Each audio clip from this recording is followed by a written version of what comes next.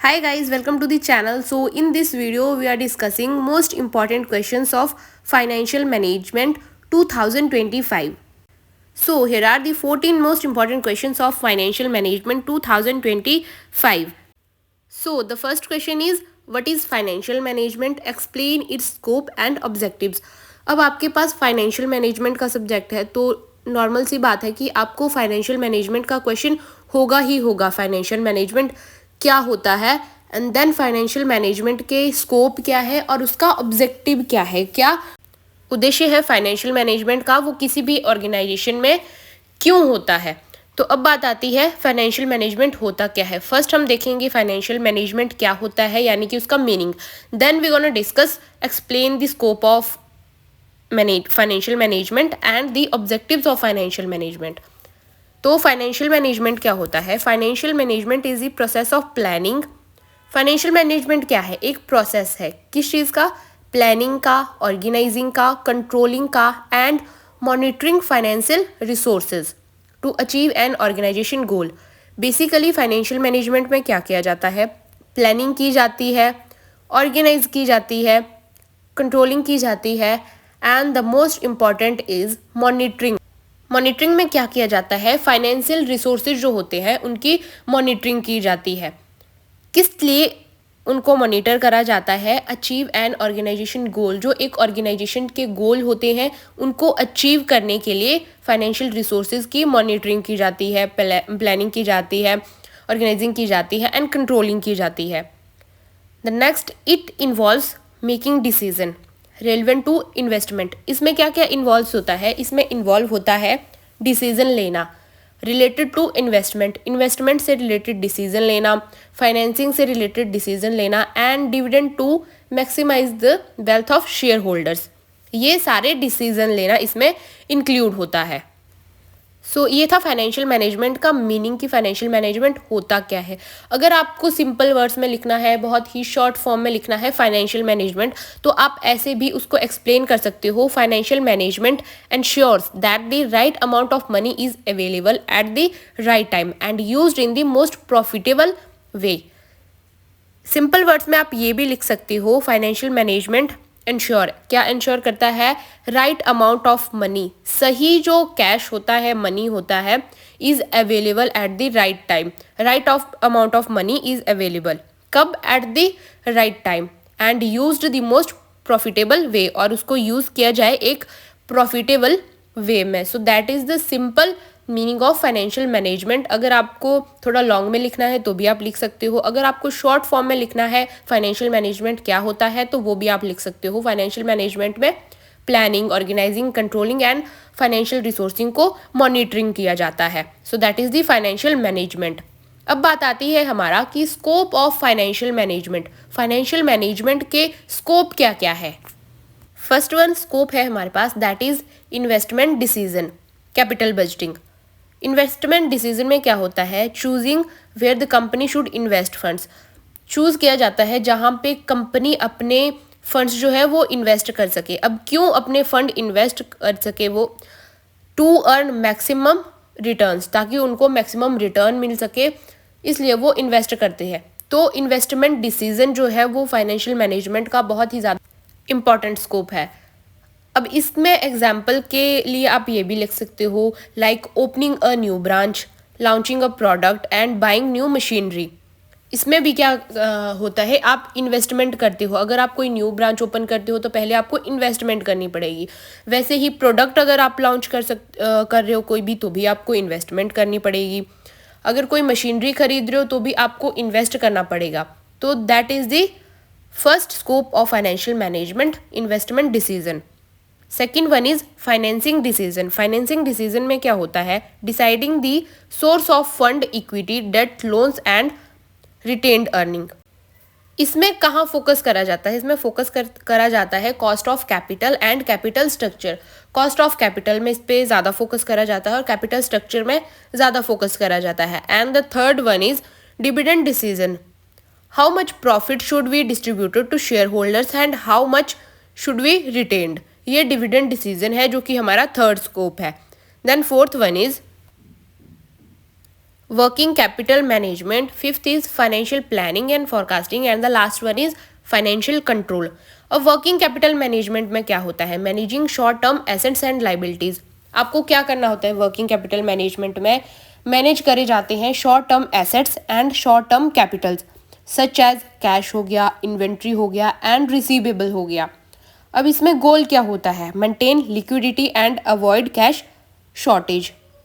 Liquidity जो है वो मेंटेन की जाती है और कैश शॉर्टेज को इग्नोर करा जाता है, यानी कि अवॉइड करा जाता है।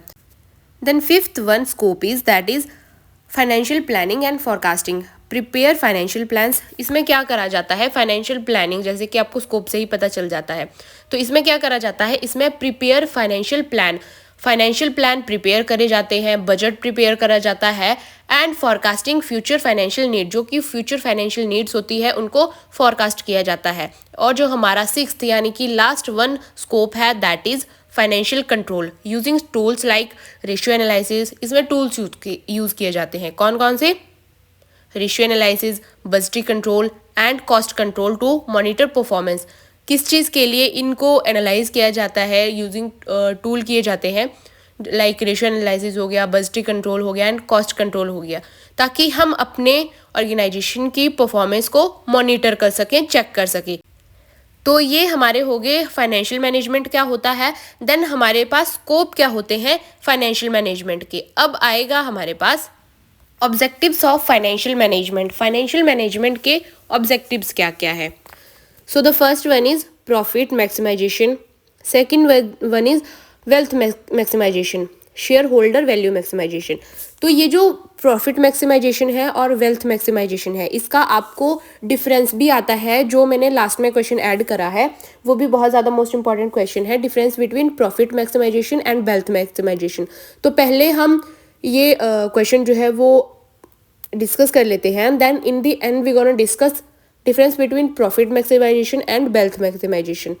तो फर्स्ट हमारे पास है profit maximisation, second one is wealth maximisation, third one is efficient utilisation of resources. इसका क्या ऑब्जेक्टिव है कि जो हमारे पास रिसोर्सेज होते हैं उनका यूटिलाइज करना, एफिशिएंट यूटिलाइज करना। And the fourth one is maintaining liquidity, liquidity को मेंटेन करना, एंश्योरिंग सेफ्टी ऑफ इन्वेस्टमेंट, जो भी आप इन्वेस्टमेंट कर रहे हो उसकी ensuring safety. Sixth one is proper financing decision, आप जो भी डिसीजन ले रहे हो अपनी ऑर्गेनाइजेशन में वो प्रॉपर होने चाहिए। प्रॉपर इन्वेस्टमेंट डिसीजन, जब भी आप इन्वेस्टमेंट कर रहे हो या फिर कर सकते हो तो उसमें डिसीजन जो लेने हैं वो प्रॉपर इन्वेस्टमेंट डिसीजन होने चाहिए। And eighth one objective is financial management, that is planning for future growth. Future growth के लिए भी प्लानिंग की जाती है कि फ्यूचर में आपको कैसे डेवलप करना है, कैसे ग्रो करनी है अपनी organisation. And the last one is minimising cost of capital, cost of capital जो होती है उनका मिनिमाइजेशन। सो ये था हमारा फर्स्ट क्वेश्चन, जिसमें हमने देखा फाइनेंशियल मैनेजमेंट क्या होता है, उसके स्कोप क्या होते हैं, and then last one is financial management के ऑब्जेक्टिव्स क्या होते हैं। अब हमारा सेकंड क्वेश्चन है that is define capital budgeting. Capital budgeting क्या होता है वो हमें डिफाइन करना है, and what are the techniques, what are its techniques. Capital budgeting की टेक्निक्स कौन कौन सी है, लाइक एनपीबी हो गया, आईआरआर हो गया, पेबैक हो गया या पीआई हो गया, वो सारी टेक्निक्स हम सेकंड क्वेश्चन में डिस्कस करेंगे। तो first one is definition of capital, capital क्या होता है ये हम पहले पढ़ेंगे, and then next we gonna discuss its techniques like NPV, IRR, payback period and all. तो definition of capital budgeting, capital budgeting क्या होता है। Capital budgeting is the process of planning. Capital budgeting क्या है? एक प्रोसेस है, किसका process है? Planning and evaluating long term investment decision, जिसमें क्या करा जाता है, प्लानिंग की जाती है एंड इवेलुएट करा जाता है लॉन्ग टर्म इन्वेस्टमेंट डिसीजन के लिए। It helps a business decide whether to invest in project like purchases new machinery, expending production, launching a new project और ओपनिंग अ न्यू ब्रांच। ये क्या करता है? हेल्प करता है किसी भी ऑर्गेनाइजेशन को डिसाइड करने में, क्या डिसाइड करने में कि कहाँ पे इन्वेस्ट करना चाहिए, लाइक फिर वो चाहे आपको न्यू मशीनरी परचेज करनी हो, न्यू प्रोडक्ट लॉन्च करना हो या फिर आपको कोई न्यू ब्रांच ओपन करनी हो, वो आपका हेल्प करेगा। कौन हेल्प करेगा? कैपिटल बजट आपका हेल्प करता है कि आपको कहाँ पे इन्वेस्ट करना चाहिए। So that is the simple definition of capital budgeting. और अगर आपको और भी शॉर्ट टर्म में लिखना है कैपिटल बजटिंग क्या होती है, तो आप इस टाइप से भी लिख सकते हो in simple terms. Capital budgeting क्या होता है? Helps a company choose the most profitable long term investment. ये क्या करता है? हेल्प करता है कंपनी को चूज करने में। क्या चूज करने में? जो उनके लिए मोर प्रॉफिटेबल और लॉन्ग टर्म इन्वेस्टमेंट होती है वो चूज करने में वो हेल्प करता है। So that is the definition of capital budgeting and the meaning of capital budgeting. And now we gonna discuss what are the techniques of capital budgeting. अब हम डिस्कस करेंगे कैपिटल बजटिंग की techniques क्या है। So the first technique is NPV, जिसको हम net present value कहते हैं। तो एनपीवी क्या होता है? NPV is the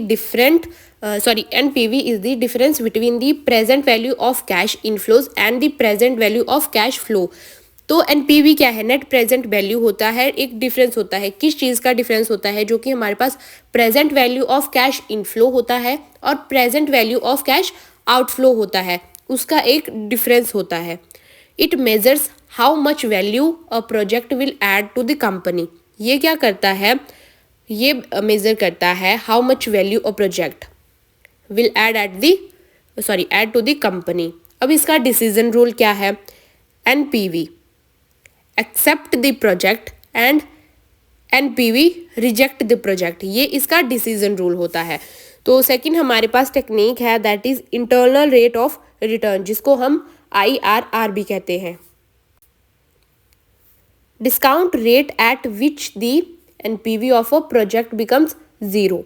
it represent the project expected rate of return. ये क्या रिप्रेजेंट करता है? प्रोजेक्ट का एक्सपेक्टेड रेट ऑफ रिटर्न जो है वो बताता है। देन थर्ड टेक्निक है हमारे पास दैट इज पे बैक पीरियड। पे बैक पीरियड क्या होता है? It measures how much time a project will take to recover its initial investment from the net cash inflows.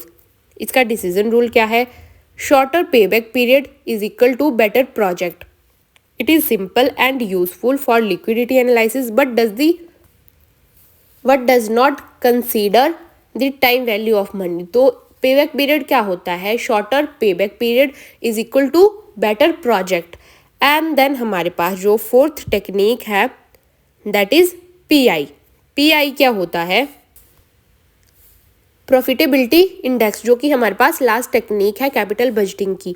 PI is equal to present value of cash flow. PI क्या होता है? Present value होती है cash inflows की।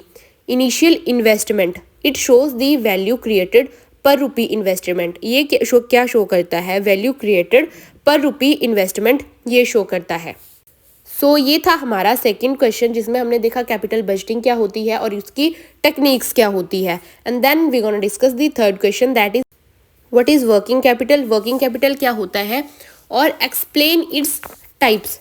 और इसके types कौन कौन से होते हैं, पहले हम डिस्कस करेंगे वर्किंग कैपिटल क्या होता है एंड देन इसके बाद हम डिस्कस करेंगे कि वर्किंग कैपिटल के टाइप्स कौन कौन से होते हैं। तो वर्किंग कैपिटल क्या होता है? Working capitals refer to the capital required for the day to day operation for a business. Working capital किसके लिए रेफर करा जाता है? कैपिटल रिक्वायर्ड्स किसके लिए? Day to day operation of a business. वो होती है वर्किंग कैपिटल जब आप डे टू डे किसी भी ऑर्गेनाइजेशन में day to day operation of the business. Then next is it is the amount of funds. ये क्या है? Amounts of funds needed to manage short term assets such as inventory and receivable. तो basically working capital क्या है? Amount of funds needed to manage, amount of funds that needed to manage. क्या manage करने के लिए need होती है? Short term assets. Short term asset कौन कौन से होते हैं अब यहाँ पे? लाइक इन्वेंट्री हो गया, रिसीवेबल्स हो गया। तो that is the meaning of working capital. अब वर्किंग कैपिटल का फॉर्मूला भी होता है, तो ये आपको याद होगा क्योंकि ये बहुत ही सिंपल फॉर्मूला है और आप 11th 12th से इसको पढ़ते आ रहे हैं। Working capital is equal to current assets minus current liabilities. So that is the formula of working capital. Current assets से माइनस होते हैं करंट लाइबिलिटीज। और अगर आपको सिंपल वर्ड्स में लिखना हो वर्किंग कैपिटल क्या होता है लाइक इन वन लाइन, तो आप ये भी लिख सकते हो, it is the money a business needs. ये एक मनी होती है जिसको बिजनेस में नीड होती है। किस चीज़ के लिए? To keep running smoothly every day, ताकि जो बिजनेस है, ऑर्गेनाइजेशन है, वो क्या कर सके? रनिंग स्मूथली रन कर सके in every day. Then next हमारे पास है वर्किंग कैपिटल। हमने देख लिया कि वर्किंग कैपिटल क्या है। अब हमारे पास है टाइप्स ऑफ वर्किंग कैपिटल। सो हमारे पास 4 टाइप्स है वर्किंग कैपिटल के। फर्स्ट वन इज परमानेंट और fixed working capital. Second one is temporary working capital, जिसको हम वेरिएबल वर्किंग कैपिटल भी कहते हैं। Third one is gross working capital and the last one is net working capital. जो हमारी permanent working capital होती है उसको हम फिक्स्ड वर्किंग कैपिटल भी कहते हैं। तो अब हमारे पास आते हैं, इसी क्वेश्चन में हमसे डिटर्मिनेंट्स भी पूछे थे। वर्किंग कैपिटल के डिटर्मिनेंट्स क्या होते हैं? Nature of business, size of business, production cycle, credit policy, inventory policy, seasonal variations, operating efficiency, growth and expansion and the last one is profitability. So here is the determinants of working capital. And then next fourth question है हमारे पास, that is the explain the concept of time value of money with examples. Time value of money का जो concept है वो आपको explain करना है with example. तो टाइम वैल्यू ऑफ मनी का जो कॉन्सेप्ट है, टाइम वैल्यू ऑफ मनी को हम इन शॉर्ट टर्म्स में अगर हम बोलें तो उसको हम TVM भी कहते हैं. तो कॉन्सेप्ट क्या होता है टाइम वैल्यू ऑफ मनी का, यानी कि TVM का. Time value of money means that the value of money today is more than the value of the same amount in the future. Today value of money जो है वो क्या होना चाहिए? वो ज़्यादा होना चाहिए फ्यूचर की वैल्यू ऑफ द मनी से. देन इसका रीज़न क्या है कि ये क्यों होना चाहिए? Money today can be invested to earn interested और returns. Money loses value over time due to inflation. अगर आपको सिंपल वर्ड्स में बताना हो या फिर कोई एग्जाम्पल देके बताना हो तो आप ऐसे भी टाइम वैल्यू ऑफ मनी को बता सकते हैं इन simple word. 1000 today is more valuable then 1000 receive after a 1 month. आज अगर आपके पास 1000 है that is more valuable then after receiving 1 year 1000. So here is the concept of time value of money TVM, जो कि हमने देख लिया. एंड देन हमारे पास आता है why time value of money exist. ये टाइम वैल्यू ऑफ जो मनी है ये क्यों एग्जिस्ट करता है? Interest and earning capacity. Money can earn returns. Money से क्या होता है? इससे रिटर्न जो है वो अर्न होते हैं. Second one is risk and uncertainty. Future money is not guaranteed. आपको फ्यूचर में प्रॉफिट ही होगा, इसकी कोई गारंटी नहीं है. इन्फ्लेशन में हमारे पास आता है prices rise, purchasing power falls and the last one is preference for current consumption. People prefer money now. So here is the concept of TVM, that means time value of money. And time value of money क्यों exist करता है वो भी हमने discuss कर लिया. Then हमारे पास fifth question है, that is what is cost of capital. Cost of capital क्या होता है? Describe WACC. Cost of capital क्या होता है एंड WACC क्या होता है और इसके इम्पॉर्टेंस क्या है, ये क्यों इम्पॉर्टेंस है, ये हम अपने फिफ्थ क्वेश्चन में डिस्कस करेंगे. तो फर्स्ट हम देखेंगे कॉस्ट ऑफ कैपिटल क्या होता है इन लॉन्ग मीनिंग में और इन शॉर्ट मीनिंग में. And then we gonna discuss WACC, जिसकी डेफिनेशन होती है weighted average cost of capital. वो क्या होता है फिर हम वो डिस्कस करेंगे. तो फर्स्ट आते हैं cost of capital. Cost of capital refers to the. Cost of capital किसके लिए रेफर्स करा जाता है? To the minimum rate of return of a company. Minimum rate जो होता है return of a company must earn on its investment to satisfy the investors, lenders and creditors. In simple words, अगर simple words में आप देखो कि cost of capital क्या होता है, it is the cost of using funds for business operation. ये क्या होता है? कॉस्ट होती है जो क्यों using funds for business operations. Funds use करे जाते हैं फॉर द बिजनेस ऑपरेशन के लिए, बिजनेस ऑपरेशंस के लिए. And the next one is include. इसमें क्या क्या इंक्लूड होता है? Cost of equity, cost of debt and the cost of preference capital. जैसे कि हमने लास्ट क्वेश्चन में वर्किंग कैपिटल के बारे में देखा, तो वर्किंग कैपिटल का फॉर्मूला होता है, तो वैसे ही कॉस्ट ऑफ कैपिटल जो होती है हमारी, उसमें भी हमारे पास फॉर्मूला होता है। तो कॉस्ट ऑफ कैपिटल का फॉर्मूला क्या है? Cost of capital is equal to cost of debt plus cost of equity plus cost of preference share. Cost of capital basically क्या होती है? कॉस्ट ऑफ डेट और cost of equity, and the last one is cost of preference share. ये सारे जो है cost of capital में includes होते हैं। तो here is the meaning of cost of capital. Cost of capital क्या होता है? जिसमें कॉस्ट ऑफ डेट इंक्लूड होता है, equity and cost of preference share, ये सारे इंक्लूड होते हैं in cost of capital. And the next one हमसे पूछा गया था वो था WACC क्या होता है, यानी कि वेटेड एवरेज कॉस्ट क्या होता है, एंड देन उसके ऑब्जेक्टिव्स क्या होते हैं। तो अब हम देखेंगे WACC क्या होता है और उसका फॉर्मूला क्या होता है। WACC मैंने आपको बता दिया, weighted average cost of capital. तो weighted average cost of capital क्या होता है? The average cost of all resources of capital like equity, debt and preference weighted by their proportion in the total capital structures. It tells, ये क्या हमें बताता है, how much the company pays on average to finance its assets. तो here is the formula of WACC and हमने ये भी देख लिया WACC होता क्या है। And then next one हमारे पास आता है importance of WACC, weighted average cost of capital. इसके इम्पॉर्टेंस क्या होती है, ये क्यों इम्पॉर्टेंट है किसी भी ऑर्गेनाइजेशन के लिए? सो फर्स्ट इसमें आता है investment decision, capital budget. Second one is financing decision, third one is performance measurement, fourth one is valuation of firms, fifth one is help in dividend decision. ये क्या करता है? डिविडेंड डिसीजन में help करता है। And the last one is risk assessment. तो ये था हमारा फर्स्ट क्वेश्चन, फिफ्थ क्वेश्चन, जिसमें हमने देखा कॉस्ट ऑफ कैपिटल क्या होता है, WACC weighted average cost of capital क्या होता है, और वो क्यों इम्पॉर्टेंस होता है, क्यों वो इम्पॉर्टेंट है किसी भी ऑर्गेनाइजेशन के लिए या फिर किसी भी बिजनेस के लिए। सो अभी तक हमने 5 क्वेश्चन डिस्कस कर लिए। देन अब हमारे पास आता है 6th question, that is what is capital structure. Capital structure क्या होता है वो हमें बताना है, and explain the theories of capital structure. और थ्योरीज क्या है कैपिटल स्ट्रक्चर की, वो हमें एक्सप्लेन करना है। तो फर्स्ट हम देखेंगे कैपिटल स्ट्रक्चर है क्या। Capital structure refers to the mix of different sources. Capital structure क्या है? डिफरेंट सोर्सेज के लिए रेफर करा गया है। For example long term funds, long term funds के लिए भी ये रेफर करा गया है। तो कैपिटल स्ट्रक्चर क्या है?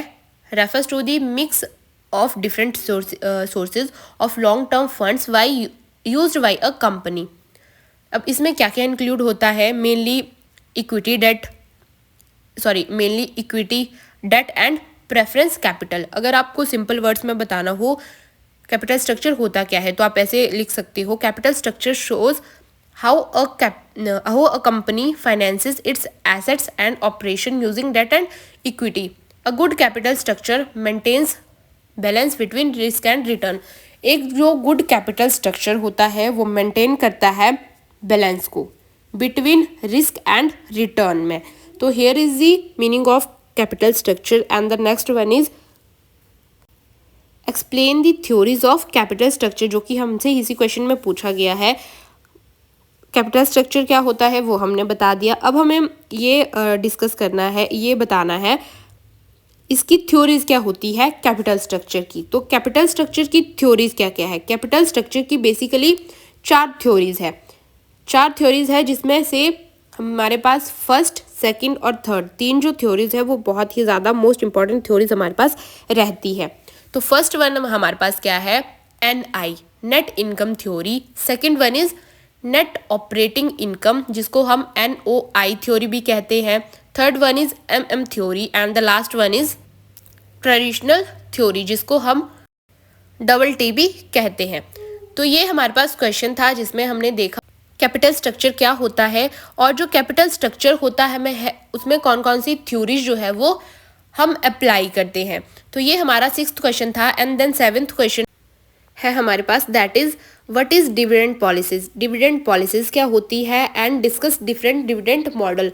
डिफरेंट डिविडेंड मॉडल्स जो होते हैं वो कौन कौन से हैं और डिविडेंड पॉलिसीज जो होती है उसका क्या मीनिंग होता है। तो फर्स्ट हम डिस्कस करेंगे डिविडेंड पॉलिसीज क्या होती है।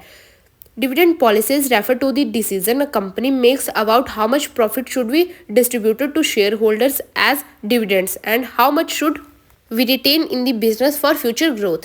इन सिंपल वर्ड्स, अगर सिंपल वर्ड्स में देखा जाए कि डिविडेंड पॉलिसीज क्या होती है, so the in simple word dividend policy decided. Dividend policy जो होती है वो डिसाइड करती है, क्या डिसाइड करती है, हाउ मच डिविडेंड टू पे, व्हेन टू पे and what form and in what form. A good dividend policies balance. A good dividend policies balances. First is shareholders' need for income, and the second one is companies' need for reinvestment. तो ये तो हो गया dividend policy का meaning क्या होता है। And then अब हम डिस्कस करेंगे different dividend model. Dividend models जो होते हैं वो डिफरेंट टाइप्स के होते हैं, तो वो कौन कौन से डिविडेंड मॉडल्स जो होते हैं वो अब हम डिस्कस करेंगे। तो इसमें हमारे पास फर्स्ट मॉडल है that is Walter's model, second one is Jordans model, third one is MM model and the last one is residual dividend model. So that is the seventh question of financial management. Dividend policies क्या होती है and dividend policies जो होती है उनके different model कौन कौन से होते हैं। अब आती है एट्थ क्वेश्चन की बारी। तो एट्थ क्वेश्चन है हमारे पास explain risk and return. Risk क्या होता है फाइनेंशियल मैनेजमेंट में और रिटर्न क्या होता है फाइनेंशियल मैनेजमेंट में। And then we gonna discuss how they affect investment decision. ये जो फाइनेंशियल मैनेजमेंट में रिस्क होता है और रिटर्न होते हैं वो कैसे इफेक्ट करते हैं इन्वेस्टमेंट डिसीजंस को। तो अभी हम देखेंगे मीनिंग ऑफ रिस्क। पहले रिस्क का मीनिंग देखेंगे, फिर रिटर्न का मीनिंग देखेंगे एंड देन हम देखेंगे कि ये कैसे इन्वेस्टमेंट डिसीजन को अफेक्ट करते हैं। तो मीनिंग ऑफ रिस्क, रिस्क क्या होता है, risk refer to the possibility that the actual return on an investment will be different from the expected return. तो रिस्क क्या है, वो एक डिफरेंस है कि आपको एक्चुअल रिटर्न क्या हो रहा है इन्वेस्टमेंट के बाद और जो आपने एक्सपेक्ट करा था कि आपको ये रिटर्न होगा वो क्या रिटर्न है, that is the risk. It represent uncertainty about future outcomes. In simple words अगर आप देखो रिस्क क्या होता है, risk is equal to chance of losing money और getting lower than expected return. Risk क्या होता है कि जहाँ पे आप मनी लूज करते हो और क्या करते हो, आपके जो रिटर्न्स होते हैं आपकी एक्सपेक्टेशन से भी कम हो जाते हैं. तो इसके रिस्क जो होता है उसके कुछ टाइप्स हैं, क्योंकि रिस्क एक टाइप के नहीं होता, रिस्क आपको डिफरेंट तरीके से हो सकता है, इसलिए रिस्क जो है वो इसके डिफरेंट टाइप्स है. अब रिस्क के कौन कौन से डिफरेंट टाइप्स है, that is first one is market risk. आपको मार्केट में भी रिस्क हो सकता है, stock market.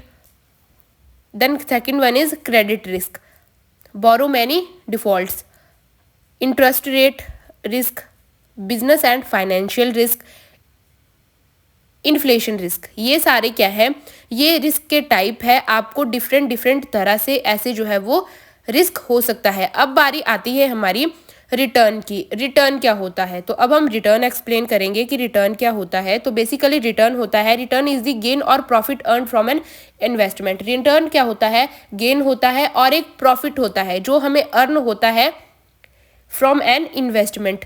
It includes income. इसमें क्या इंक्लूड्स होता है, income, dividend, interest and capital gains में क्या होता है, इंक्रीज इन वैल्यूज होती है. अब इसमें एक फॉर्मूला भी है. तो फॉर्मूला क्या है हमारे पास रिटर्न का, that is return is equal to gain from investment minus cost of investment divided by cost of investment into 100. That is the formula of return. अगर सिंपल वर्ड्स में आपको बताना हो कि रिटर्न क्या होता है, return is the reward for taking risk. Return वो रिवॉर्ड है जो आपको कब मिलता है, जब आप किसी भी ऑर्गेनाइजेशन में रिस्क लेते हो तो उसके बाद आपको रिवॉर्ड मिलता है जिसको आप रिटर्न कहते हो. एंड देन अब हम देखेंगे कि जो रिलेशनशिप होता है रिस्क और रिटर्न के बीच में क्या रिलेशन होता है वो भी देख लेते हैं. तो there is a direct relationship. इसमें एक डायरेक्ट रिलेशन है. अगर आपको हाई रिस्क है, हायर पोटेंशियल रिटर्न होगा, ज़्यादा रिस्क है तो ज़्यादा पोटेंशियल रिटर्न होगा, एंड अगर आपको कम रिस्क है, लोअर रिस्क है, तो लोअर पोटेंशियल रिस्क होगा। तो ये हमने देख लिया कि इसमें क्या डिफरेंस होता है रिस्क और रिटर्न में। अब साथ में इसमें ये भी देख लेते हैं एग्जाम्पल, क्योंकि अगर आपको एग्जाम्पल भी साथ में मैं बताऊंगी तो आप बहुत ही अच्छे तरीके से समझ जाओगे कि रिस्क और रिटर्न में क्या डिफरेंस है। रिस्क में आपके पास कौन कौन सी चीज़ें आती है और रिटर्न में आपके पास कौन कौन सी चीज़ें आती हैं।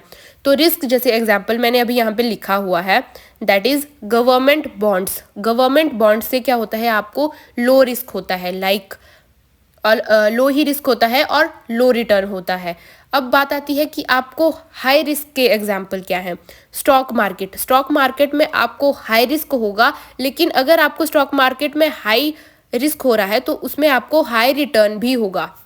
सो ये हमने देख लिया रिस्क क्या होता है और रिटर्न क्या होता है। रिटर्न क्या होता है, जब आप कोई रिस्क लेते हो किसी भी ऑर्गेनाइजेशन में, कंपनी में, तो जो आपको रिवॉर्ड मिलता है दैट इज़ द रिटर्न। अब हम देखेंगे ये जो रिस्क और रिटर्न होता है ये कैसे हमारे जो डिसीजंस होते हैं, इन्वेस्टमेंट डिसीजंस होते हैं, उनको ये कैसे इफेक्ट करता है। 9th क्वेश्चन है हमारे पास, that is what are the function of financial manager. जो फाइनेंशियल मैनेजर्स होते हैं उनके क्या फंक्शंस होते हैं। तो इन सिंपल फॉर्म में पहले हम देखेंगे फंक्शन ऑफ फाइनेंशियल मैनेजर है क्या, देन उसके एक्चुअल में फंक्शन क्या है। तो फंक्शन ऑफ फाइनेंशियल मैनेजर क्या है। Financial manager is responsible for planning, managing and controlling the financial activities of an organisation. तो फाइनेंशियल मैनेजर क्या होता है, फाइनेंशियल मैनेजर रिस्पॉन्सिबल होता है किस लिए, फॉर प्लानिंग के लिए, मैनेजिंग के लिए and controlling the financial activities. एक ऑर्गेनाइजेशन की फाइनेंशियल एक्टिविटीज़ में जो वो फाइनेंशियल एक्टिविटीज़ के लिए रिस्पॉन्सिबल होता है, उसकी प्लानिंग के लिए रिस्पॉन्सिबल होता है, उसमें जो मैनेजिंग होती है उसके लिए रिस्पॉन्सिबल होता है। The goal to ensure profitability, liquidity and long term financial stability. जो फाइनेंशियल मैनेजर होते हैं उसका गोल क्या होता है, प्रॉफिटेबिलिटी, ज़्यादा से ज़्यादा प्रॉफिट अर्न करना अपनी ऑर्गेनाइजेशन में, liquidity and long term financial stability, जो आपकी फाइनेंशियल पोजीशन है वो लॉन्ग टर्म के लिए वैसे ही स्टेबल रहे। एंड देन हमारे पास अब आता है functions of financial manager. Financial managers जो है होते हैं हमारे पास, उनके क्या क्या फंक्शंस हैं इन एक्चुअल में। तो उनका फर्स्ट फंक्शन है हमारे पास that is investment decision. Investment decision का फंक्शंस होता है जिसको हम कैपिटल बजटिंग भी कहते हैं। Second one is financing decision, finance से रिलेटेड भी डिसीजन इसमें इंक्लूड होते हैं। Third one is dividend decision. Dividend decision जो होते हैं वो भी आपके फंक्शंस ऑफ फाइनेंशियल मैनेजर में इंक्लूड होते हैं। Fourth one is working capital management, जो कि हमने अभी डिस्कस करा था। वर्किंग कैपिटल मैनेजमेंट क्या होते हैं, जो वो कैपिटल जो किसी भी ऑर्गेनाइजेशन में डे टू डे ऑपरेशंस के लिए अप्लाई होती है, that is working capital management. And then हमारे पास नेक्स्ट वन आता है that is financial planning and forecasting. Financial planning और फॉरकास्टिंग भी फंक्शन जो है फाइनेंशियल मैनेजर का फंक्शन है। Then next one is sixth जो हमारे पास है that is financial control. Financial control जो है वो बहुत ही मोस्ट इंपॉर्टेंट फंक्शन है फाइनेंशियल मैनेजर का। और सेकेंड लास्ट जो हमारे पास फंक्शन है फाइनेंशियल मैनेजर का दैट इज रिस्क मैनेजमेंट। ये इसका इंपॉर्टेंट फंक्शन है रिस्क मैनेजमेंट, क्योंकि कोई भी ऑर्गेनाइजेशन हो आपको रिस्क होता ही है। लास्ट वन हमारे पास फंक्शन है फाइनेंशियल मैनेजर का that is record keeping and reporting. आपके जो रिकॉर्ड होते हैं, जो भी ट्रांजैक्शंस होती है और रिकॉर्ड होते हैं, वो क्या करते हैं, ये रिकॉर्ड को रखते हैं और उनको रिपोर्ट करते हैं। तो ये हमारे पास 9th क्वेश्चन हमने अभी तक डिस्कस कर लिए। 9th क्वेश्चन था हमारा functions of financial manager. And 10th question है हमारा what is cash budget. Cash budget क्या होता है और describe the importance in financial planning. और जो कैश बजट है उसकी क्या इंपॉर्टेंस है फाइनेंशियल प्लानिंग में, वो इसमें हम डिस्कस करेंगे। तो पहले हम देखेंगे कैश बजट क्या होता है, then importance. What is cash budget. Cash budget क्या होता है, cash budget is a financial statement.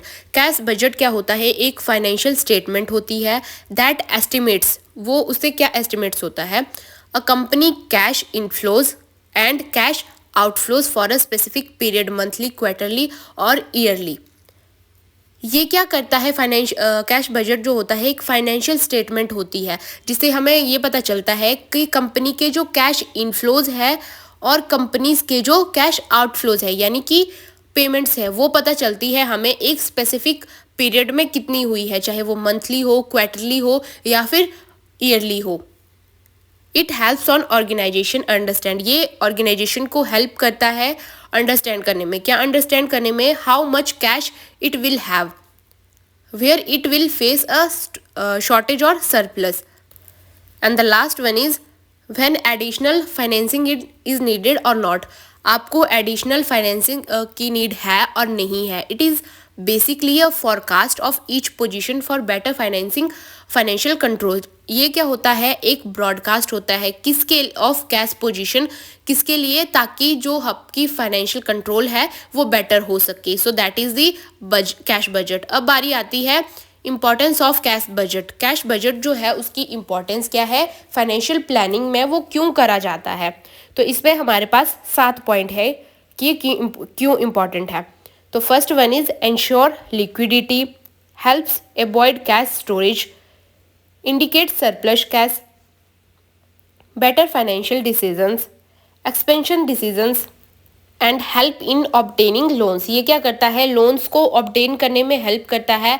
And the last one importance of cash budget in financial planning is that is improve efficiency. ये क्या करता है? एफिशिएंसी को improve भी करता है। तो ये हमारा 10th क्वेश्चन है जिसमें हमने देखा कैश बजट क्या होता है और उसकी क्या इम्पोर्टेंस है फाइनेंशियल प्लानिंग में वो क्यों इम्पॉर्टेंट है।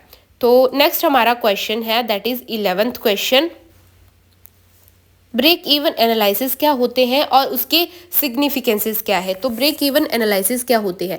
Break even analysis is a financial tool. Break even analysis जो है जिसको आप VEAB बोल सकते हो, वो क्या है? एक फाइनेंशियल टूल है जिसको यूज करा जाता है use to determine the level of sales. इसको यूज करा जाता है to determine the level of sales. जो लेवल ऑफ सेल्स होते हैं उनको डिटरमाइन करने के लिए at which total revenue equals to cost minus, meaning no profit no loss. This point is called the break even analysis.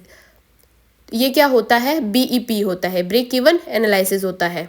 अब इसको आप ब्रेक इवन एनालिसिस भी कहते हैं और इसको हम BEP भी कहते हैं, यानी कि ब्रेक इवन पॉइंट। अब इसका जो फॉर्मूला है वो क्या है? That is the total revenue is equal to total cost. जो टोटल रेवेन्यू होता है वो किसके इक्वल होता है? वो इक्वल होता है टोटल कॉस्ट के। इट हेल्प्स, ये हेल्प करता है मैनेजर्स को understand how many units of product they much sell to cover all fixed and variable cost. तो ये मैनेजर्स को भी हेल्प करता है। ब्रेक इवन एनालिसिस क्या होते हैं, या इसको हम ब्रेक इवन पॉइंट भी कहते हैं। तो ब्रेक इवन एनालिसिस और ब्रेक इवन पॉइंट क्या होता है वो हमने डिस्कस कर लिया। अब बात आती है कि इसके जो सिग्निफिकेंसेस है वो कौन कौन से हैं, क्योंकि इस क्वेश्चन में हमसे ये भी पूछा गया है ब्रेक इवन पॉइंट के, या फिर आप एनालिसिस कह लो, इसके सिग्निफिकेंसेस क्या है। तो ब्रेक इवन पॉइंट क्या होता है या ब्रेक इवन एनालिसिस क्या होता है वो हमने डिस्कस कर लिया। तो अब हम डिस्कस करेंगे ब्रेक इवन एनालिसिस के सिग्निफिकेंसेस क्या क्या है। तो इसके 7 सिग्निफिकेंसेस है जो कि हम 1 बाय 1 डिस्कस करेंगे।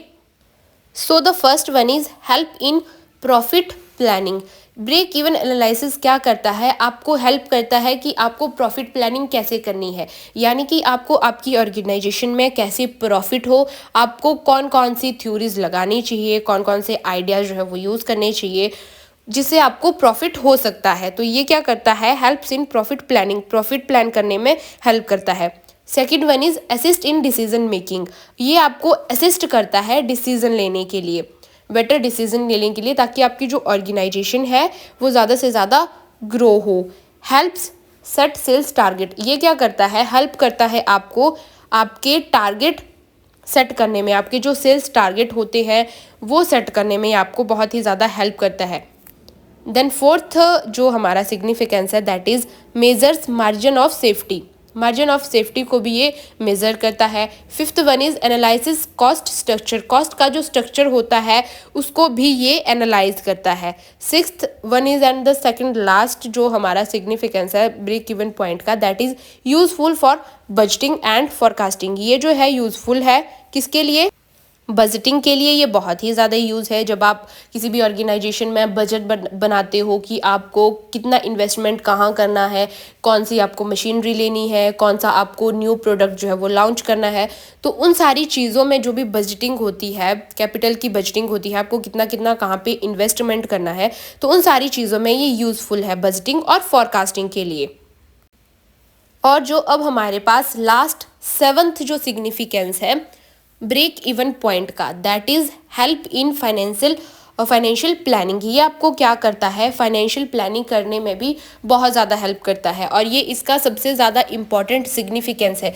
ब्रेक इवन पॉइंट कह लो आप या फिर ब्रेक इवन एनालिसिस कह लो। तो ये अभी तक हमने 11 क्वेश्चन डिस्कस कर लिए। 12th क्वेश्चन है हमारे पास, what is the difference between profit maximisation and wealth maximisation.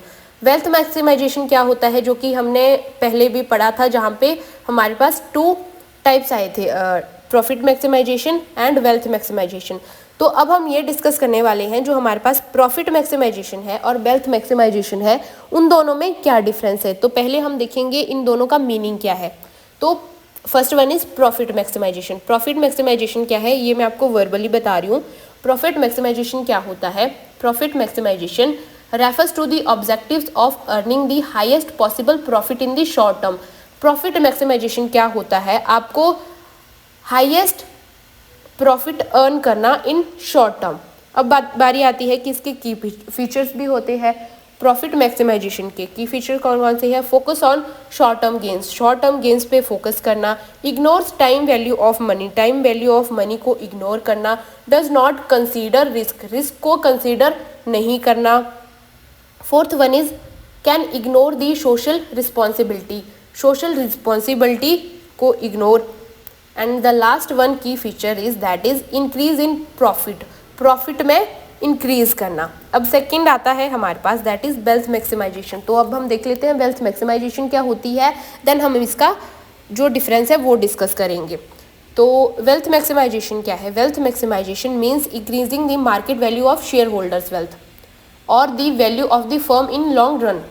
की फीचर्स इसमें क्या क्या आते हैं, focus on long term growth, long term growth पे फोकस करना, consider time value of money, TVM को कंसीडर करना, टाइम वैल्यू ऑफ मनी को कंसीडर करना।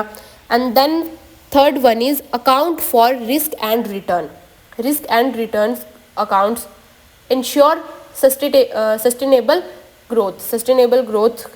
And the fifth one is share holders value creation. तो ये हो गया हमारे पास कि प्रॉफिट मैक्सिमाइजेशन क्या होती है एंड वेल्थ मैक्सिमाइजेशन क्या होती है। इसका मैंने आपको मीनिंग डिफाइन कर दिया वर्बली, और साथ ही में इसमें कौन कौन से जो की फीचर्स होते हैं इंक्लूड होते हैं वो भी मैंने आपको वर्बली डिफाइन कर दिए। अब इसमें हमारे पास आता है जो हमारा एक्चुअल में क्वेश्चन है, difference between profit maximisation and wealth maximisation. Profit maximisation और वेल्थ मैक्सिमाइजेशन में क्या डिफरेंस है वो अब हम डिस्कस करेंगे। तो जैसे कि आपको स्क्रीन पे शो हो रहा होगा, मैंने कंप्लीट डिफरेंस लिखा हुआ है इन अ टेबल प्रॉफिट मैक्सिमाइजेशन और वेल्थ मैक्सिमाइजेशन में। तो इसके पास हमारे पास बेसिस भी लिखे हुए हैं, कौन कौन से बेसिस पे क्या क्या डिफरेंस है प्रॉफिट मैक्सिमाइजेशन का और वेल्थ मैक्सिमाइजेशन का। तो फर्स्ट हमारे पास आता है टाइम हॉरिजन। जो प्रॉफिट मैक्सिमाइजेशन है उसका टाइम हॉरिजन होता है शॉर्ट टर्म और वेल्थ मैक्सिमाइजेशन का टाइम हॉरिजन होता है long term. Focus, profit maximisation कौन सी चीज़ों पे ज़्यादा फोकस करता है और वेल्थ मैक्सिमाइजेशन कौन सी चीज़ों पे ज़्यादा फोकस करता है।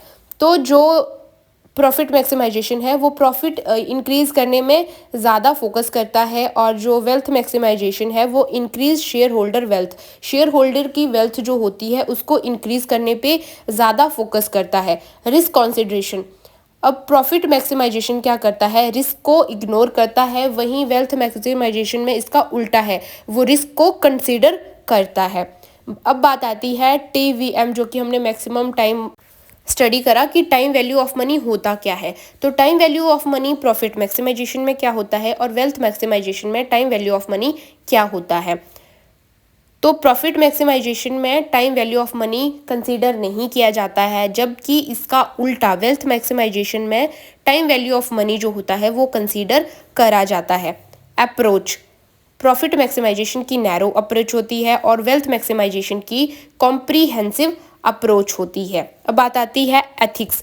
जो प्रॉफिट मैक्सिमाइजेशन होता है वो क्या करता है, इग्नोर करता है एथिक्स को। वहीं इसका उल्टा वेल्थ मैक्सिमाइजेशन क्या करता है, focus on ethical and sustainable growth. ये क्या करता है, एथिकल्स पे फोकस करता है और ग्रोथ पे फोकस करता है। And the last one is that is गोल।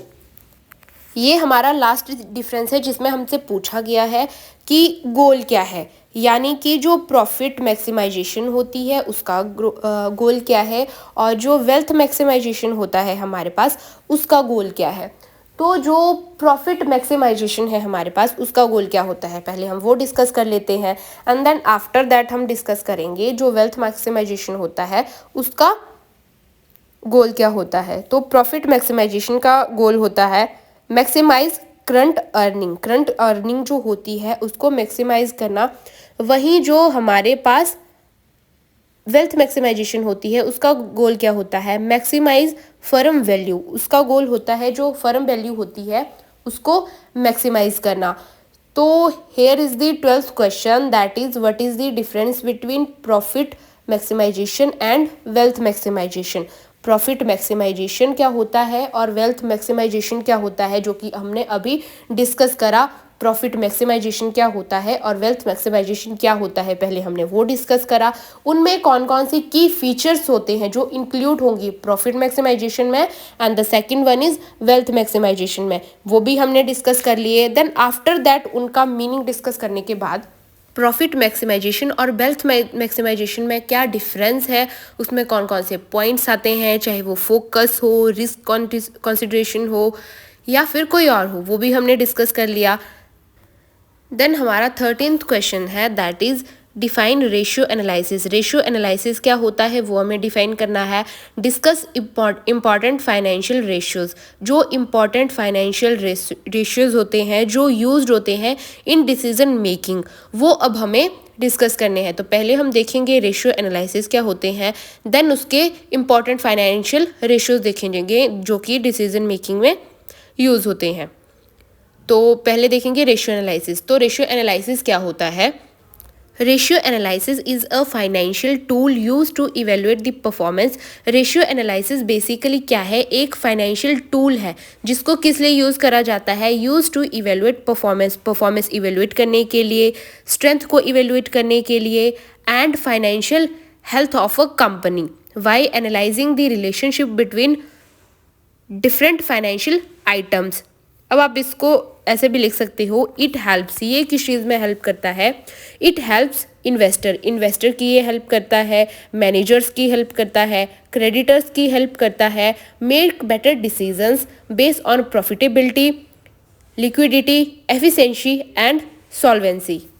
तो ये हेल्प भी करता है इन्वेस्टर्स की, मैनेजर्स की और क्रेडिटर्स की। So that is the meaning of ratio analysis, कि वो क्या करता है, ये एक फाइनेंशियल टूल है और इसको यूज़ करा जाता है किसी भी ऑर्गेनाइजेशन की परफॉर्मेंस को इवेलुएट करने के लिए, उसकी स्ट्रेंथ को इवेलुएट करने के लिए यूज़ करा जाता है रेशियो एनालिसिस को। देन इसके बाद हमारे पास इसी क्वेश्चन में पूछा गया है, discuss important financial ratios that used in decision making. जो इम्पॉर्टेंट फाइनेंशियल रेशियोज होती है वो कौन कौन से हैं जो कि यूज़ होती है हमारी डिसीजन मेकिंग में। तो ये हमारे पास 6 जो है वो इम्पॉर्टेंस है जो कि ratio analysis in decision making में यूज़ होती है, जिनको अब हम 1 बाय 1 डिस्कस करेंगे कि वो कौन कौन सी है। फर्स्ट है हमारे पास helps assess profitability of the business, shows liquidity position show करता है, ability to pay short term debts, evaluates solvency, long term financial stability, measures operational efficiency जिसको ये मेजर करता है, हेल्प इन इन्वेस्टमेंट डिसीजन। ये क्या करता है, इन्वेस्टमेंट रिलेटेड डिसीजन लेने में बहुत ज़्यादा हेल्प करता है ताकि आप जो है वो सही से इन्वेस्टमेंट डिसीजन ले सकें। And the last one is useful for trend analysis. ये क्या होता है, यूजफुल होता है किसके लिए, ट्रेंड एनालिसिस के लिए बहुत ही ज़्यादा यूजफुल होता है। एंड कंपैरिजन विद कंपिटिटर, ये जो ट्रेंड होता है, जो भी मार्केट में ट्रेंड चलता है उसको एनालाइज करता है एंड उसका कंपैरिजन करता है। किससे कंपैरिजन करता है? जो भी हमारे कॉम्पिटिटर्स होते हैं उनसे कंपैरिजन करता है, ताकि आप जो है वो बेटर आइडियाज़ इनोवेट कर सको, बेटर स्ट्रेटजीज अपने प्लान में इनोवेट कर सको, जिससे क्या होगा, आपका जो बिजनेस है वो ज़्यादा से ज़्यादा ग्रो करेगा और आपको ज़्यादा से ज़्यादा जो है एक ऑर्गेनाइजेशन को प्रॉफिट होगा और वो ग्रो करेगी। So that is the 13th question जिसमें हमें पूछा गया है रेशो एनालिसिस क्या होता है and importance of financial ratios. Financial ratios जो होती है उसकी क्या इम्पॉर्टेंट है जब हम उसको यूज करते हैं एज अ डिसीजन मेकिंग, किसी भी तरीके का डिसीजन लेने के लिए जब हम उस रेशियो एनालिसिस को या फिर फाइनेंशियल रेशियोज को यूज़ करते हैं तो वो कैसे यूज़ करते हैं, वो क्यों इंपॉर्टेंट है। देन 14th क्वेश्चन है हमारा, जो कि हमारा लास्ट क्वेश्चन है, that is what is portfolio management. Portfolio management क्या होता है, पहले हमें ये डिस्कस करना है पोर्टफोलियो मैनेजमेंट क्या होता है। पहले मीनिंग हम बताएंगे कि पोर्टफोलियो का मीनिंग क्या होता है। अगर आपको बहुत बड़ा मीनिंग लिखना है तो भी मैं वो आपको बताऊंगी। अगर आपको इन शॉर्ट वर्ड्स में मीनिंग लिखना है, कि बहुत छोटे वर्ड्स में मीनिंग लिखना है, तो आप ये भी लिख सकते हो, a collective of investment. A portfolio is equal a collective of investment. So आप इसमें ये भी लिख सकते हो इन शॉर्ट वर्ड्स। तो पहले हम ये देखेंगे कि पोर्टफोलियो का मीनिंग क्या होता है। Then after that we gonna discuss explain its objectives and benefit. जो पोर्टफोलियो मैनेजमेंट होता है उसके ऑब्जेक्टिव्स क्या है, उसके उद्देश्य क्या है।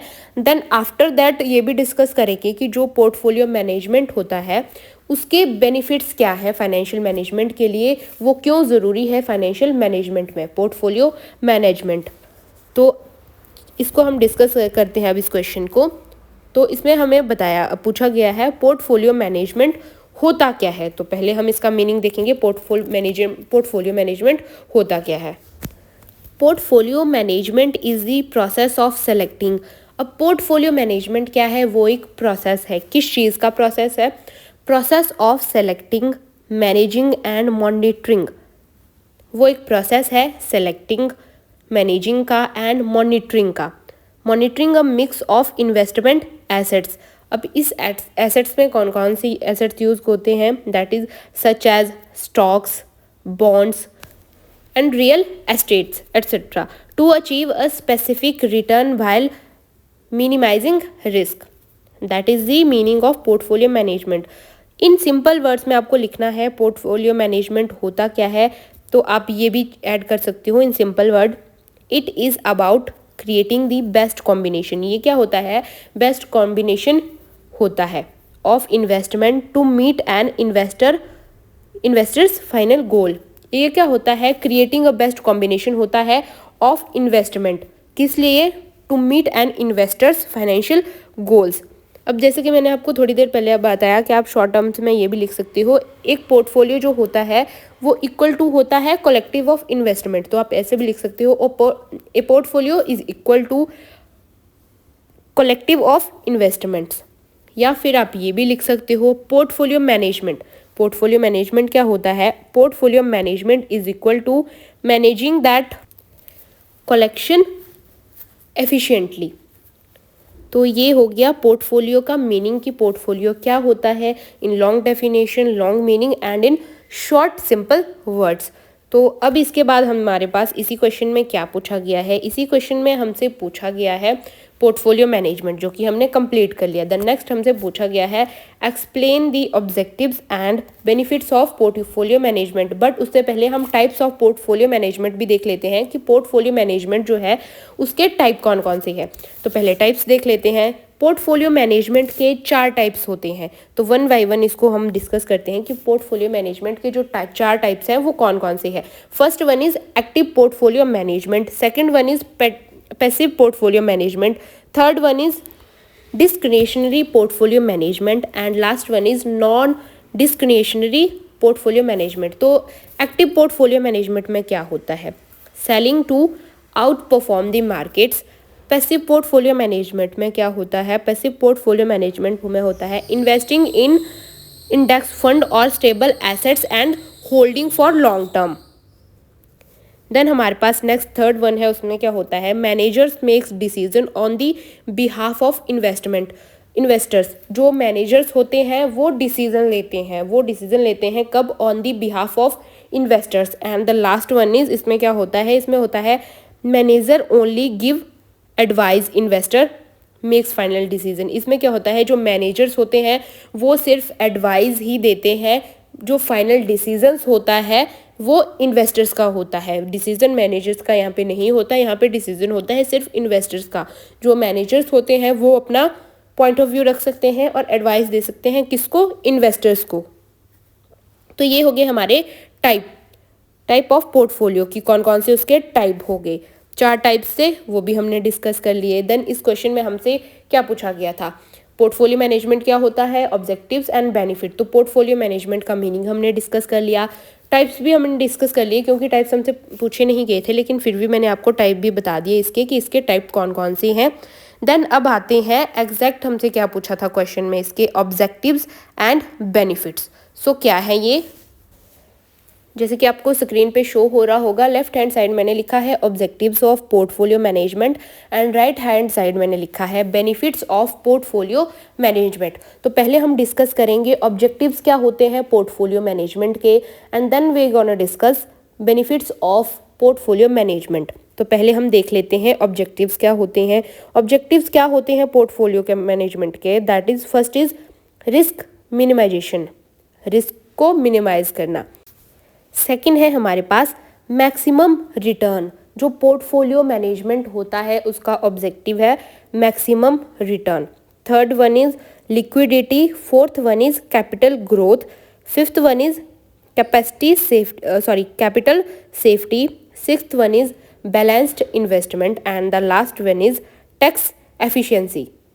तो ये क्या हो गए, ये हो गए objectives of portfolio management. Portfolio management में 7 हमारे पास ऑब्जेक्टिव है, सातों के सातों मैंने आपको बता दिए कौन कौन से है।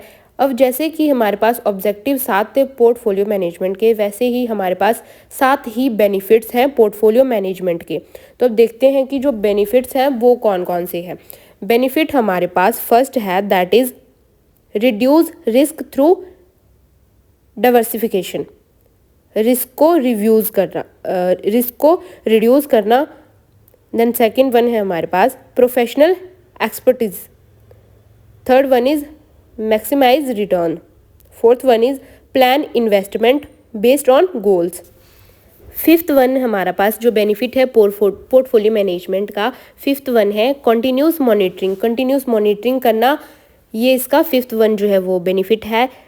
सिक्स्थ वन बेनिफिट है हमारे पास सेव टाइम सेव करना, that is the most important. किसी भी ऑर्गेनाइजेशन में ये बेनिफिट होना चाहिए, चाहे वो वर्किंग कैपिटल में हो, फाइनेंशियल मैनेजमेंट में हो, वो पोर्टफोलियो मैनेजमेंट में हो, या फिर वो शेयर्स रिटर्न्स में हो, या फिर अनदर में हो। सेव टाइम, आप जो भी अपना काम करते हैं ऑर्गेनाइजेशन में, कंपनी में, तो आपको वो टाइम सेव करना चाहिए, आपका क्वालिटी टाइम सेव करना चाहिए। तो that is sixth, save time benefit of portfolio management. And the seventh one is, that is financial discipline. Financial discipline जो होता है वो भी बहुत ज़्यादा इम्पॉर्टेंट है। सो ये था हमारा last question, 14th question, that is but is portfolio management क्या होता है, and the explain its objectives and benefit, और इसके ऑब्जेक्टिव्स क्या होते हैं एंड साथ ही में इसके बेनिफिट्स क्या होते हैं। तो ये इसके हमने साथ में टाइप्स भी डिफाइन कर लिए, जो कि क्वेश्चन में पूछे नहीं गए थे, लेकिन फिर भी हमने डिस्कस कर लिए।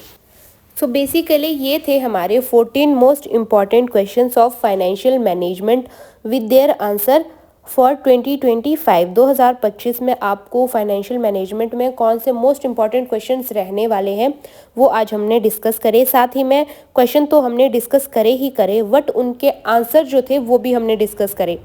तो ये वीडियो हमारी कंप्लीट होगी। अब इन दी एंड ऑफ द वीडियो मैं आपको फिर से वो क्वेश्चन बता देती हूँ जो कि हमने इस वीडियो में डिस्कस करे। फर्स्ट क्वेश्चन है हमारा, what is financial management and explain it's scope and objectives. Financial management क्या होता है एंड उसके स्कोप्स क्या होते हैं और उसके ऑब्जेक्टिव्स क्या होते हैं, ये हमने डिस्कस करा। सेकंड में हमने क्वेश्चन डिस्कस करा, that is define capital budgeting क्या होता है और कैपिटल बजटिंग की टेक्निक्स क्या होती है जो इसमें अप्लाई होती है। तो उसमें कौन कौन सी टेक्निक्स हमने देखी, पे बैक पीरियड देखा, एनपीवी मेथड देखा। Third one is what is working capital. Working capital क्या होता है ये भी हमने इसमें डिस्कस करा। वर्किंग कैपिटल के टाइप्स कौन कौन से होते हैं, वर्किंग कैपिटल के डिटर्मिनेंट्स कौन कौन से होते हैं वो भी हमने देखा। देन फोर्थ क्वेश्चन हमने डिस्कस करा, that is explain the concept of time value of money, जिसको हम TVM भी कहते हैं, टाइम वैल्यू ऑफ मनी को, with the example. Fifth one is what is cost of capital. Cost of capital क्या होता है and describe WACC and its importance. Weighted average cost of capital जिसको हम कहते हैं WACC, और उसकी इम्पोर्टेंस क्या होती है weighted average cost of capital की, वो भी हमने डिस्कस करा। देन हमने करा सिक्स्थ क्वेश्चन में what is capital structure. Capital structure क्या होता है और कैपिटल स्ट्रक्चर की थ्योरीज कौन कौन सी होती है। किसी भी ऑर्गेनाइजेशन के लिए कैपिटल स्ट्रक्चर बनाना बहुत ही ज़्यादा इंपॉर्टेंट है, क्योंकि उसकी वजह से ही बाकी चीज़ें जो होती है ऑर्गेनाइजेशन में वो प्रॉपरली रन कर पाती है। देन हमने सेवन्थ क्वेश्चन देखा, what is dividend policies. Dividend policies क्या होती है। डिस्कस डिफरेंट डिविडेंड मॉडल्स, इसमें कौन कौन से डिफरेंट डिविडेंड मॉडल्स होते हैं वो भी हमने डिस्कस करा। एट्थ क्वेश्चन हमने डिस्कस करा, एक्सप्लेन रिस्क। रिस्क क्या होता है, उसके की फीचर्स क्या होते हैं। देन रिटर्न क्या होता है, रिटर्न के की फीचर्स क्या होते हैं। Then after that we gonna discuss how they affect, जो रिस्क होता है और रिटर्न होता है वो कैसे अफेक्ट करते हैं आपके इन्वेस्टमेंट डिसीजंस को। And then functions of a financial manager, जो फाइनेंशियल मैनेजर्स होते हैं उनके फंक्शंस क्या होते हैं वो भी डिस्कस करा। And then after that tenth question हमने डिस्कस करा, what is cash budget. Cash budget क्या होता है, डिस्क्राइब करे उसके इम्पॉर्टेंस इन फाइनेंशियल प्लानिंग में, उसकी क्या इंपॉर्टेंस होती है किसमें, इन फाइनेंशियल प्लानिंग में। And then explain break even analysis, जिसको हम ब्रेक इवन पॉइंट भी कहते हैं। Then after that profit maximisation and wealth maximisation, जो कि बहुत ही ज़्यादा मोस्ट इंपॉर्टेंट क्वेश्चन है, और अगर आपको एग्जामिनर एक आपको डिफरेंस आएगा ही आएगा, तो उसमें ये डिफरेंस बहुत ज़्यादा इंपॉर्टेंट है, प्रॉफिट मैक्सिमाइजेशन और wealth maximisation. And after that 13th question हमने डिस्कस करा, define ratio analysis. Ratio analysis क्या होते हैं, discuss important financial ratio used in decision making. Ratio analysis क्या होते हैं और उसकी इम्पॉर्टेंस क्या है इन डिसीजन मेकिंग में, वो भी हमने डिस्कस करा। And the last question that is what is portfolio management. Portfolio management क्या होता है और उसके ऑब्जेक्टिव्स एंड बेनिफिट्स क्या होते हैं वो भी हमने डिस्कस करा। सो ये था हमारा आज का topic, most important questions of financial management 2025। I hope so आपको वीडियो पसंद आई होगी, तो चैनल को लाइक शेयर सब्सक्राइब करना ना भूलें, ताकि जब भी मैं नेक्स्ट वीडियो अपलोड करूँगी इंपॉर्टेंट क्वेश्चन से रिलेटेड तो आपको नोटिफिकेशन आए।